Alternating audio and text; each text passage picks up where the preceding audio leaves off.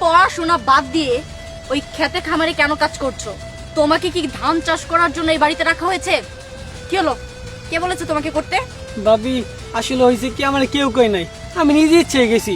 একদম মিথ্যে কথা বলার চেষ্টা করবে না। তোমার চোখ বলছে যে তুমি মিথ্যে কথা বলছো। কে পাঠিয়েছে সেটা বলো। আসলে ভাবি আমার কেউ কই নাই, আমি সত্যি কইতাছি, আমি নিজে ইচ্ছে গেছি। বুঝতে পেরেছি, তুমি এভাবে সত্যি কথা বলবে না। সত্যি কথা কিভাবে বের করতে হয় সেটা আমিও খুব ভালোভাবে জানি।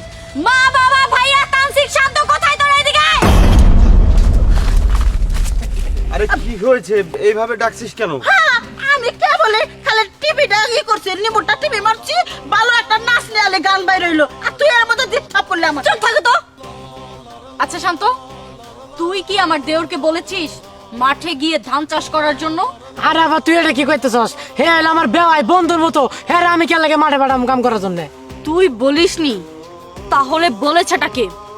তানসিক, তাহলে তুই বলেছিস সাজ্জাদকে ধান চাষ করার জন্য?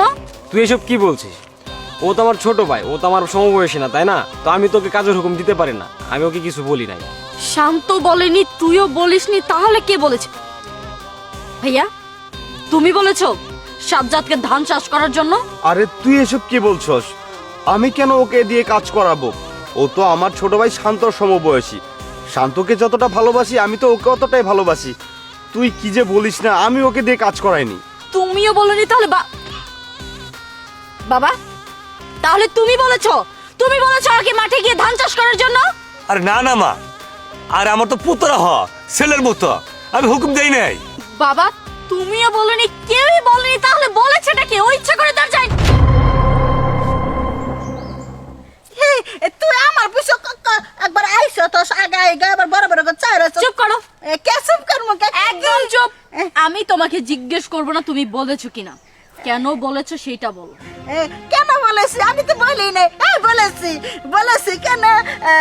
তার জামাই তো বিদেশ থাকে, তাই কইছিলাম তাকে জমি জমা, মানে তার শ্বশুর শাশুড়ির জমি জমা বহুত, মরার আগে বহুত কিছু রেখে গেছে। এই না খালি কামলা তো কাম করস, কামলা রাখলে কামে ফাঁকি দেয়। তাই কইছিলাম তার দেওয়ার রে যে তুমি লেখাপড়া বাদ দিয়া জমি জমার কাজ করো, গা ভবিষ্যতে অনেক টাকার মালিক হইতে পারবা। এই জমি জমা কামলা গুনা ফাঁকি দিবা পারবো না, হাতে নাতে কাম করে দিবা। তোর টাকা পয়সা বাঁচলো আর দিল, এই জন্য আমি কইছিলাম বুদ্ধিটা কেমন বেবিকে করে দিচ্ছি। আমি সবসময় ভালো বুদ্ধি দেয় তার সংসারে। Shut up! আর একটা কথাও তুমি বলবে না। আমি কি তোমাকে বলেছিলাম আমার সংসারে এসে তুমি নাকটা গলাও? আমি তো তোমাকে কোনো দায়িত্ব দেইনি। আচ্ছা, এতই যেহেতু আমার সংসারের উন্নতি করতে চাও, টাকা বাঁচাতে চাও, কই তোমরা তো কখনো একটা কাজে হাত দাওনি, কখনো নিজের ইচ্ছা করে একটা কাজ করনি, তখন তো চিন্তা করনি আমরা যদি কাজ করি তাহলে টাকাগুলো বেঁচে যাবে। অন্য তো ঠিকই ধ্বংস করেছো। আমার স্বামী কষ্ট করে বিদেশ থেকে টাকা পাঠায়, আর সেই টাকায় তোমরা সবাই মিলে বসে বসে খাও, তাও কখনো আমার স্বামী একটি কথা বলেনি। আর অথচ তার ভাই বসে বসে খাচ্ছে দেখে তোমাদের সহ্য হচ্ছে না কেন? ওর ভাই কি এমন দোষ করেছিল? শোনো মা, তোমাকে একটা কথা বলে দিচ্ছি, তুমি আমাকে বিয়ে দিয়েছো, এখন না তোমাদের থেকে আমার শ্বশুর বাড়ির লোকজনই আমার কাছে বেশি আপন। এখন তোমরা আমার কাছে পর হয়ে গিয়েছো, তাই আমার সংসারের বিষয় নিয়ে, আমার বিষয় নিয়ে তোমরা কোনো কথা বলতে পারবে না। এই যে তুমি কি ভুলে গিয়েছো তোমার কারণে বড় ভাইয়ার বউটা শান্তি মতো থাকতে পারেনি, সারাক্ষণ তাকে জ্বালা যন্ত্রণা করতে, তাই সে বাধ্য হয়ে বাড়ি ছেড়ে চলে গিয়েছে। এখন তুমি কি চাচ্ছ যে আমার সংসারটাও ভেঙে যাক? একটা কথা সব সময় মনে রাখবে, যে সংসারে মায়ের ওকালতি থাকে না সেই সংসার কখনো টেকে না। যাও, এক্ষুনি এই বাড়ি থেকে বের হয়ে যাও।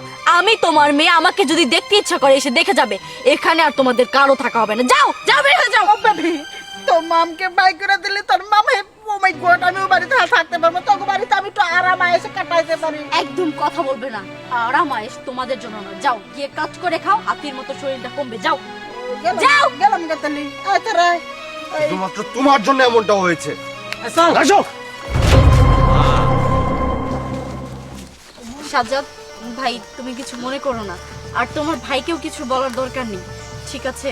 না না ভাবি, আপনার মতো ভাবি যেন প্রত্যেকটা বাংলায় ঘুরে ঘুরে হয়েছে, চলো।